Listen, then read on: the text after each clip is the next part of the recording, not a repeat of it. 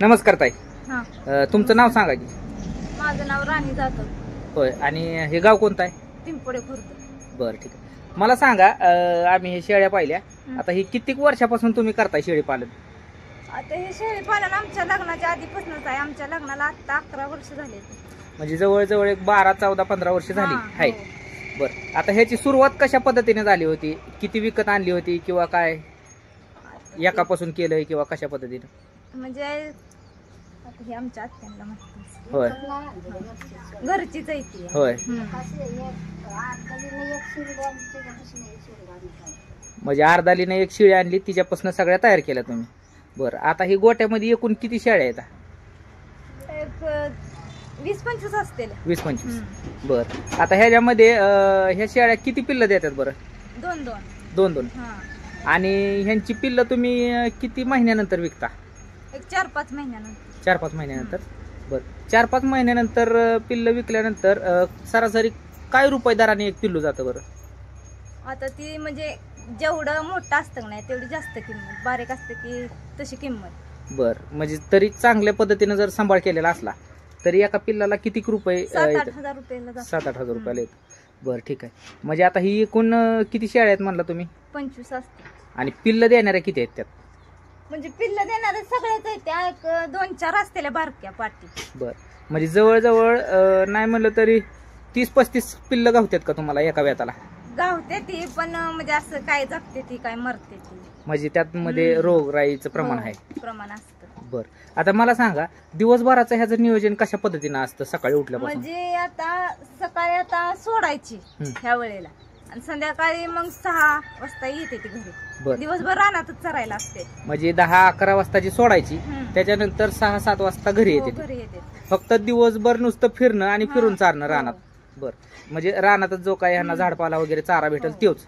याच्या व्यतिरिक्त तुम्ही घरी काय वेगळा खुराक किंवा वेगळा चारा ह्यांना देता का? नाही. आणि शेळ्यांना काय घरी खुराक, पिल्लांना खुराक वगैरे वेगळं काय खाद्य असतं की पेंट ही असते. म्हणजे शेळ्यांना बारक्या पिल्लांना शेंगदाणा पेंट देता का? बरं, आता मला सांगा की आता ह्या शेळ्या तुम्ही म्हणताय की एक 20-25 शेळ्या आहेत. आता सरासरी तुम्हाला काय वाटतंय की ही एक शेळी काय रुपये किमतीनं जाईल?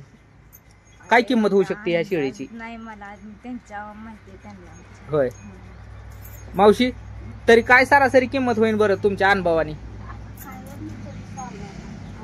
काय तरी 20 गाबणी जरी असतात 20,000 35च्या खाली जर देत नाही ती 40 सांगते तीच. आपली जर जवळचं नातं असलं 30-35. म्हणजे सरासरी एक 30-35 हजार रुपये किमतीच्या शेळ्या आहेत म्हणायचं.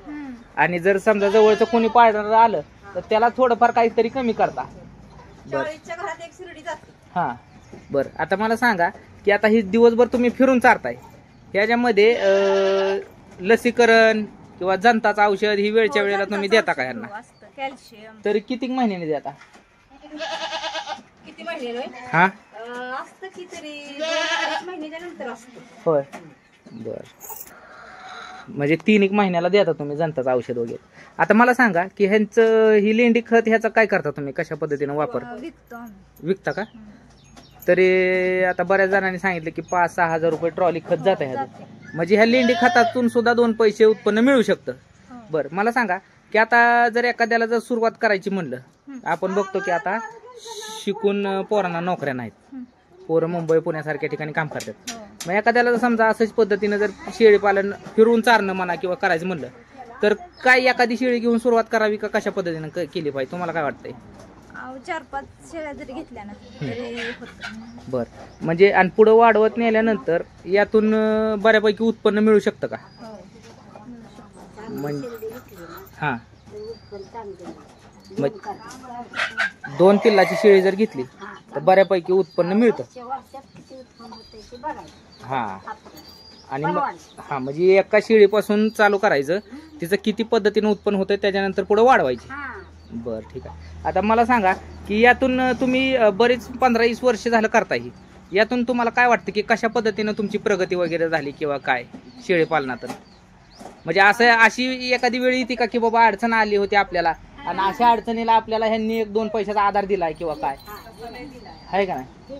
मग तेच मला विचारायचं की ह्यातून तुम्हाला काय वाटतं की बाबा आम्ही ही गोष्ट केली किंवा ह्या गोष्टीला आम्हाला आधार झाला ह्याचा, असं काय सांगाल?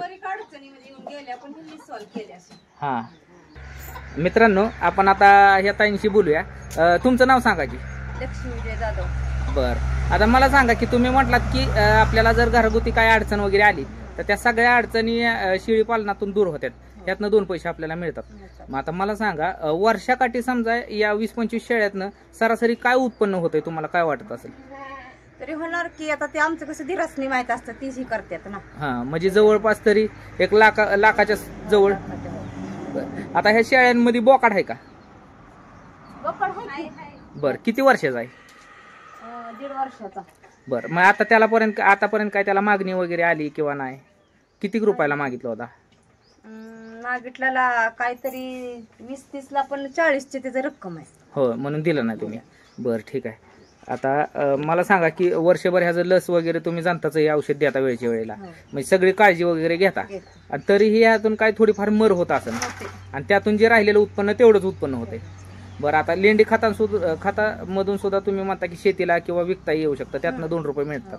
मग आता मला सांगा की सुशिक्षित बेरोजगारीचं प्रमाण वाढलंय, मग एखाद्यांना समजा असं बंदिस्त करायचं म्हणलं किंवा काय करायचं म्हणलं तर ह्यातनं परवडू शकतं का? ह्या शेळी पालनातनं परवडू शकतं का? तुम्हाला काय वाटतं? बंदिस्त कसं परवडाल आपल्याला? खाद्य परवडा नको का त्यांचं? म्हणजे तुम्हाला म्हणायचं की बंदिस्त केलं तर खाद्याचा खर्च वाढणार, त्यामुळे ती परवडू शकत नाही. मग हे असं जर आपण फिरस्ती शेळी पालन जर केलं तर परवडू शकल. ठीक आहे.